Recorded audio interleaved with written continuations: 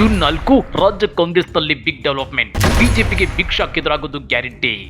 ಏನಿದು ಜೂನ್ 4ರ ಲೆಕ್ಕ, ಏನಿದು ಬೆಳವಣಿಗೆ? ಜೂನ್ 4ರ ನಂತರ ರಾಜ್ಯ ರಾಜಕಾರಣದಲ್ಲಿ ಬಿಗ್ ಡೆವಲಪ್ಮೆಂಟ್ಸ್ ನಡೆದು ಹೋಗಲಿವೆ. ಅಂದ್ರೆ ರಾಜ್ಯ ಕಾಂಗ್ರೆಸ್ ಮತ್ತು ಬಿಜೆಪಿ ಪಾಳೆಯದಲ್ಲಿ ಬಿಗ್ ವಿಕೆಟ್ ಗಳ ತಲೆದಂಡವಾದ್ರೆ ಮತ್ತೆ ಕೆಲ ಪ್ರಮುಖ ಖಾತೆಗಳು ಕೈ ಬದಲಾಗಲಿವೆ.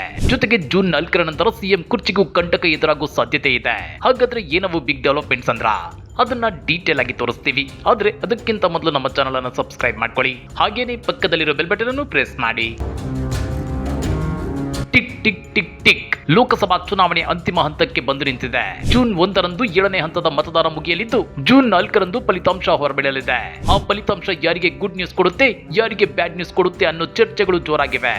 ಅಷ್ಟೇ ಅಲ್ಲ, ರಾಜ್ಯ ಬಿಜೆಪಿಗೆ ಬಿಗ್ ಶಾಕ್ ಎದುರಾಗೋದು ಗ್ಯಾರಂಟಿ. ಯಾಕಂದ್ರೆ ದೇಶದಲ್ಲಿ ಬಿಜೆಪಿ ಅದೆಷ್ಟು ಸೀಟುಗಳನ್ನ ಗೆಲ್ಲುತ್ತೋ ಬಿಡುತ್ತೋ ಗೊತ್ತಿಲ್ಲ.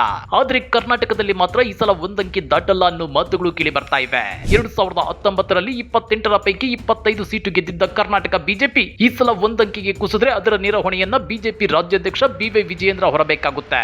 ಜೊತೆಗೆ ತಮ್ಮ ಬಿಜೆಪಿ ರಾಜ್ಯಾಧ್ಯಕ್ಷ ಹುದ್ದೆಗೂ ರಾಜೀನಾಮೆ ಕೊಡಬೇಕಾಗುತ್ತೆ. ಕರ್ನಾಟಕದಲ್ಲಿ ಬಿಜೆಪಿ ಕಡಿಮೆ ಸೀಟುಗಳನ್ನು ಗೆದ್ರೆ ರಾಜ್ಯ ಬಿಜೆಪಿಯಲ್ಲಿ ಬಿಎಸ್ವೈ ಮತ್ತು ಅವರ ಪುತ್ರರ ಆಟಕ್ಕೆ ಫುಲ್ ಸ್ಟಾಪ್ ಬೀಳೋದು ಗ್ಯಾರಂಟಿ ಅನ್ನೋ ರಾಜಕೀಯ ವಿಶ್ಲೇಷಣೆಗಳಿವೆ.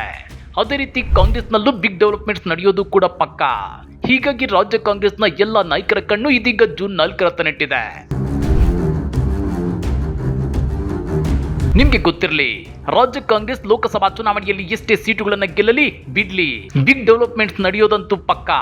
ಯಾಕಂದ್ರೆ ಕೆಪಿಸಿಸಿ ಅಧ್ಯಕ್ಷರಾಗಿರೋ ಡಿಕೆ ಶಿವಕುಮಾರ್ ಅವರ ಅವಧಿ ಮುಕ್ತಾಯವಾಗಲಿದ್ದು ಆ ಸ್ಥಾನಕ್ಕೆ ಬೇರೊಬ್ಬರನ್ನ ನೇಮಿಸೋ ಜವಾಬ್ದಾರಿಯನ್ನ ಹೈಕಮಾಂಡ್ ಹೊತ್ತುಕೊಂಡಿದೆ. ಇದರ ಜೊತೆಗೆ ಸಿದ್ದರಾಮಯ್ಯನವರ ಸಚಿವ ಸಂಪುಟಕ್ಕೂ ಮೇಜರ್ ಸರ್ಜರಿ ಮಾಡೋಕೆ ಹೈಕಮಾಂಡ್ ಕೈ ಹಾಕೋದು ಗ್ಯಾರಂಟಿ. ಹೀಗಾಗಿ ಹಾಲಿ ಸಚಿವರಿಗೆ ಡವ ಶುರುವಾಗಿದ್ರೆ ಮತ್ತೊಂದು ಕಡೆ ಸಚಿವಾಕಾಂಕ್ಷಿಗಳ ಆಸೆ ಚಿಗುರೊಡೆದಿದೆ. 2023ರಲ್ಲಿ ಕಾಂಗ್ರೆಸ್ ಸರ್ಕಾರ ಅಸ್ತಿತ್ವಕ್ಕೆ ಬಂದಾಗಲೇ ಸಾಕಷ್ಟು ಮಂದಿ ಸಚಿವಾಕಾಂಕ್ಷಿಗಳಿದ್ರು. ಆದ್ರೆ ಅವರಲ್ಲಿ ಸಚಿವ ಸ್ಥಾನ ಸಿಕ್ಕಿದ್ದು ಕೆಲವರಿಗೆ ಮಾತ್ರ. ಹೀಗಾಗಿ ಸಚಿವ ಸ್ಥಾನ ಸಿಗದ ಸುಮಾರು 40ಕ್ಕೂ ಹೆಚ್ಚು ಶಾಸಕರು ಅಸಮಾಧಾನಗೊಂಡಿದ್ದಾರೆ. ಅವರನ್ನ ಸಮಾಧಾನ ಪಡಿಸಲು ಜೂನ್ 4ರ ನಂತರ ಸಂಪುಟ ಪುನರಚನೆಯಾಗುವುದು ಗ್ಯಾರಂಟಿ ಅನ್ನೋ ಮಾತುಗಳು ಕೇಳಿ ಬರ್ತಿವೆ.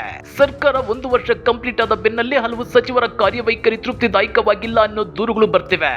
ಆದ್ದರಿಂದ ಅಂತಹ ಸಚಿವರನ್ನ ಕೈಬಿಟ್ಟು ಹೊಸಬರನ್ನ ಸಂಪುಟಕ್ಕೆ ಸೇರಿಸಿಕೊಳ್ಳಲಾಗುತ್ತೆ ಅನ್ನೋ ಸುದ್ದಿ ಹಬ್ಬಿದೆ. ಇದೆಲ್ಲದರ ಮಧ್ಯೆ ಲೋಕಸಭಾ ಚುನಾವಣೆ ಘೋಷಣೆಗೂ ಮೊದಲೇ ರಾಹುಲ್ ಗಾಂಧಿ ಮಲ್ಲಿಕಾರ್ಜುನ್ ಖರ್ಗೆ ದೆಹಲಿಯಲ್ಲಿ ಎಲ್ಲ ಸಚಿವರ ಸಭೆ ನಡೆಸಿ ಟಾರ್ಗೆಟ್ ನೀಡಿದ್ರು. ಸಚಿವರ ಮನವಿಯಂತೆ ಅವರ ಕುಟುಂಬದ ಸದಸ್ಯರಿಗೆ ಸಹ ಟಿಕೆಟ್ ನೀಡಲಾಗಿದೆ. ಈಗ ಲೋಕಸಭಾ ಚುನಾವಣೆಯಲ್ಲಿ ನಿರೀಕ್ಷಿತ ಫಲಿತಾಂಶ ಬಂದಿಲ್ಲ ಅಂದ್ರೆ ಅಥವಾ ಸಚಿವರ ಕಾರ್ಯವೈಖರಿ ತೃಪ್ತಿದಾಯಕವಾಗಿಲ್ಲ ಎಂದ್ರೆ ಸಚಿವರ ತಳದಂಡ ಖಚಿತ ಅನ್ನೋ ಮಾತುಗಳು ಕೇಳಿ ಬರ್ತಿವೆ. ಲೋಕಸಭಾ ಚುನಾವಣಾ ಫಲಿತಾಂಶ ಏನೇ ಬಂದ್ರು ರಾಜ್ಯದಲ್ಲಿ ಕಾಂಗ್ರೆಸ್ ಸರ್ಕಾರ ಮುನ್ನಡೆಸಬೇಕಾಗಿದೆ. ಆದ್ದರಿಂದ ಬದಲಾವಣೆ ಮಾಡೋದು ಅನಿವಾರ್ಯ ಅನ್ನೋ ಚಿಂತನೆ ಹೈಕಮಾಂಡ್ ಮಾಡಿದೆ ಎನ್ನಲಾಗ್ತಿದೆ.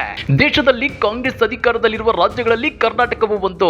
ಅಲ್ಲದೆ ಕರ್ನಾಟಕ ಎಐಸಿಸಿ ಅಧ್ಯಕ್ಷ ಮಲ್ಲಿಕಾರ್ಜುನ್ ಖರ್ಗೆ ಅವರ ತವರು ರಾಜ್ಯ. ಇಲ್ಲಿನ ರಾಜಕೀಯವನ್ನ ಅವರು ಚೆನ್ನಾಗಿ ಅರ್ಥ ಮಾಡ್ಕೊಂಡಿದ್ದಾರೆ. ಆದ್ದರಿಂದ ಯಾವುದೇ ಬದಲಾವಣೆ ತರೋದು ಹೈಕಮಾಂಡ್ ಮಟ್ಟಿಗೆ ಸುಲಭವಾಗಲಿದೆ ಅನ್ನೋ ಮಾತುಗಳು ಕೇಳಿ ಬರ್ತಿವೆ. ಇದೆಲ್ಲವನ್ನು ಗಮನಿಸಿದ್ರೆ ಜೂನ್ 4ರ ನಂತರ ರಾಜ್ಯ ಕಾಂಗ್ರೆಸ್ನಲ್ಲಷ್ಟೇ ಅಲ್ಲ, ರಾಜ್ಯ ಬಿಜೆಪಿಯಲ್ಲೂ ಬಿಗ್ ಡೆವಲಪ್ಮೆಂಟ್ಸ್ ನಡೆದು ಹೋಗೋದು ಗ್ಯಾರಂಟಿ. ಇನ್ನ ಪ್ರಜ್ವಲ್ ರೇವಣ್ಣ ಸ್ವದೇಶಕ್ಕೆ ವಾಪಸ್ ಬಂದು ಸರಿಯಾಗಿ ತಗಲಾಕೊಂಡ್ರೆ ಜೆಡಿಎಸ್ ಅಸ್ತಿತ್ವಕ್ಕೆ ಭಾರಿ ಪೆಟ್ಟು ಬೀಳೋದು ಕೂಡ ಪಕ್ಕಾ.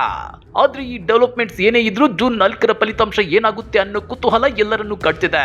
ಈ ಬಗ್ಗೆ ನೀವೇನಂತೀರಾ? ಕಮೆಂಟ್ ಮಾಡಿ, ವಿಡಿಯೋ ಲೈಕ್ ಮಾಡಿ, ಶೇರ್ ಮಾಡಿ. ಇಂಥ ಮತ್ತಷ್ಟು ರೋಚಕ ರಾಜಕೀಯ ಸುದ್ದಿಗಳನ್ನ ಮಿಸ್ ಮಾಡದೆ ನೋಡಬೇಕು ಅಂದ್ರೆ ನಮ್ಮ ಯೂಟ್ಯೂಬ್ ಚಾನಲ್ ಅನ್ನ ಸಬ್ಸ್ಕ್ರೈಬ್ ಮಾಡ್ಕೊಳ್ಳಿ.